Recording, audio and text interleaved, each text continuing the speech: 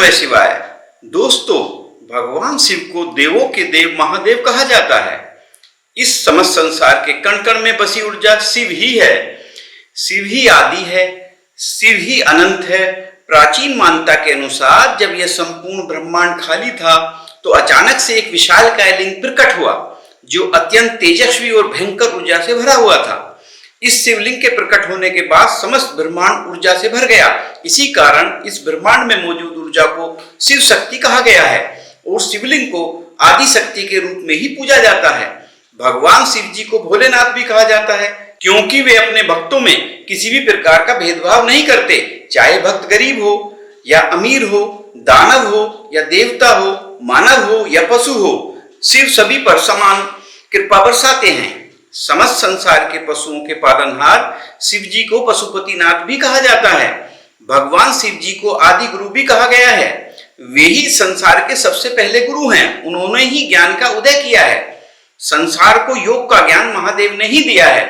भगवान शिव को प्रसन्न करने के लिए किसी कर्मकांड की आवश्यकता नहीं है। वे तो सच्चे मन से चढ़ाए गए एक फूल से भी प्रसन्न हो जाते हैं। भोलेनाथ बिना मांगे ही अपने भक्तों को सब कुछ दे देते हैं। महाकाल अपने भक्तों की सदैव रक्षा करते हैं। महाकाल के प्रिय भक्त का मृत्यु भी कुछ बिगाड़ नहीं सकती। अगर आप भी महाकाल के भक्त हैं तो जीवन में कभी हार न मानना। महाकाल पर श्रद्धा रखें, वे आपकी मनोकामनाएं अवश्य पूर्ण करेंगे। कहते हैं कि जो भी भगवान शिव की पूजा करता है, उसे निरंतर स्मरण करता है, प्रतिदिन उनका नाम लेता है, ऐसे व्यक्ति के अंदर कुछ बहुत ही असाधारण गुण आने लगते हैं। वो इंसान बाकी लोगों से काफी अलग होता है। उसके सोचने का तरीका, बात करने का तरीका, चीजों को समझने का तरीका, ये सब बाकी लोगों से बहुत ज्यादा और अलग होता है। जो भी भगवान शिव की सच्चे मन से और पूरे विश्वास के साथ भक्ति करता है और हमेशा भगवान से जुड़ा रहता है तो उसके अंदर खुद भगवान जैसे गुण आने लगते हैं और वो जीवन में बाकी लोगों से बहुत आगे निकल जाता है, क्योंकि इन खास गुणों के कारण उस पर भगवान शिव का हाथ होता है और शिव हमेशा उसके साथ होते हैं। पहला गुण है वो आपके अंदर ये आता है कि आप सबसे अलग बन जाते हैं। इसका मतलब है कि आपका अपना एक अलग ही व्यक्तित्व होता है और आप अपने बनाए हुए नियमों पर चलते हैं, न कि दूसरों के कहने पर। भगवान की भक्ति और कृपा के कारण आपके अंदर इतनी ज्यादा समझ आ जाती है कि आपको बहुत अच्छे से पता होता है कि आपके लिए क्या सही है और क्या गलत। आप कभी भी आंखें बंद करके समाज के साथ नहीं चलते, बल्कि अपने तरीके से अपनी जिंदगी जीते हो।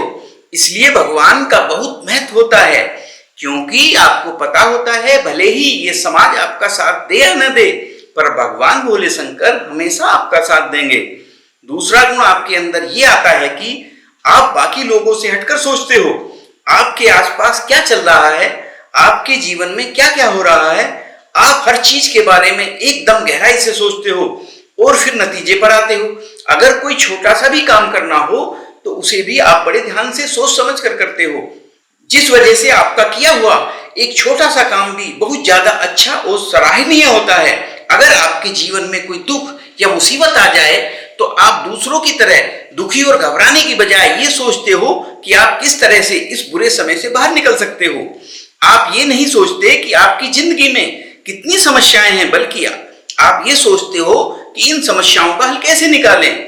तीसरा गुण जो है वो आपके अंदर ये आता है कि आपके बात करने का तरीका बदल जाता है। आप बिना मतलब की बातें नहीं करते, बल्कि जो भी बोलते हो सोच समझ कर ही बोलते हो। कुछ लोग बिना सोचे समझे ही कुछ भी बोल देते हैं, जिस वजह से खुद उनका ही नुकसान होता है और सामने वाले को बुरा लग जाता है।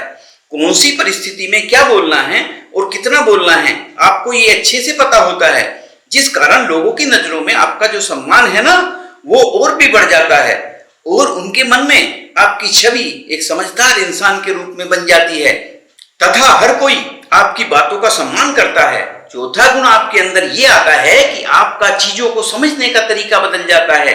ये समाज किस तरह से चल रहा है, आपके जीवन में क्या क्या घटित हो रहा है, आप बुरे समय में कितने मजबूत रहते हैं और अच्छे समय में कितने भगवान को याद करते हो। आप ये सब चीजें बहुत गहराई से समझते हो। आप दूसरों को परखने की बजाय उन्हें ही समझने की कोशिश करते हो कि सामने वाला व्यक्ति कैसा है।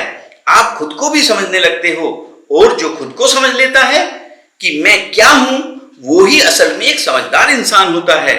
दोस्तों, कैसी लगी हमारी बातें? अच्छी लगी हो तो हमारे चैनल को सब्सक्राइब करके घंटी का बटन दबाना ना भूलें, और जिससे हमारी वीडियो आपको समय पर मिलते रहें। अच्छा, फिर मिलते हैं, तब तक अपना व अपनों का ख्याल रखना। धन्यवाद।